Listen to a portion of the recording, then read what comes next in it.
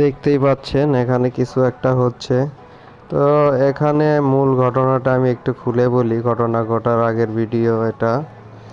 তো যেহেতু প্রাইভেট গাড়িটা বৃষ্টির দিন আস্তে আস্তে যাচ্ছে, তো অটো রিক্সাটিও পিছে পিছে যাচ্ছে। তো সামনে নিচা জায়গা থাকার কারণে প্রাইভেট কারটি একটু হালকা ব্রেক করছে।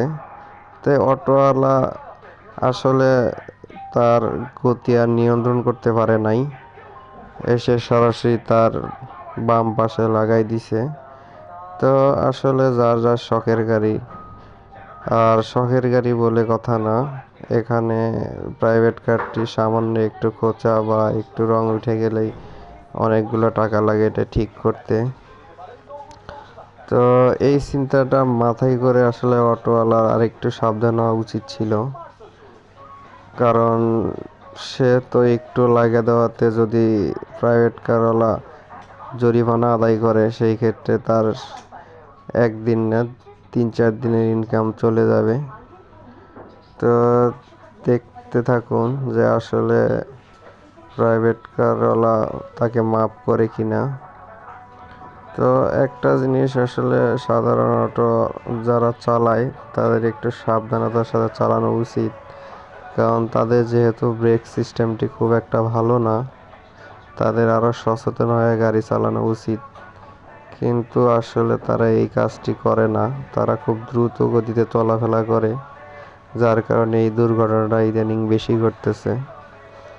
তো এই ভিডিওর মাধ্যমে যারা অটো চালান, আপনাদেরকে একটু সাবধান হয়ে চালাতে হবে। তার ভিতর আবার বৃষ্টির দিন, এমনিতেই রাস্তার অবস্থা খারাপ। তো একটি দুর্ঘটনা আসলে সবার জন্যই খারাপ। তো যদি এর চেয়ে একটু বড় ধাক্কা লেগে যায়, সেই ক্ষেত্রে দেখা গেছে অটোটি পড়ে যেতে পারত। সেই ক্ষেত্রে অটোতে থাকা যাত্রীগুলোর একটা মারাত্মক দুর্ঘটনা হওয়ার সম্ভাবনা ছিল। তো এই জিনিসগুলো মাথায় নিতে হবে।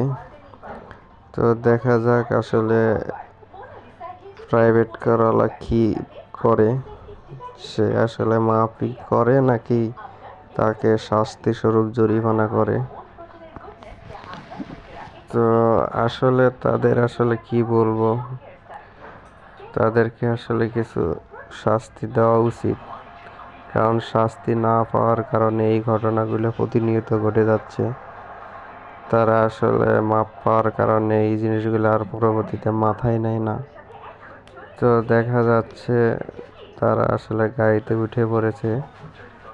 তো মনে হচ্ছে যে সে হয়তো মাপ চাওয়ার কারণে সে মাপ পেয়ে গেছে। হ্যাঁ, প্রাইভেট কারটি চলে যাচ্ছে।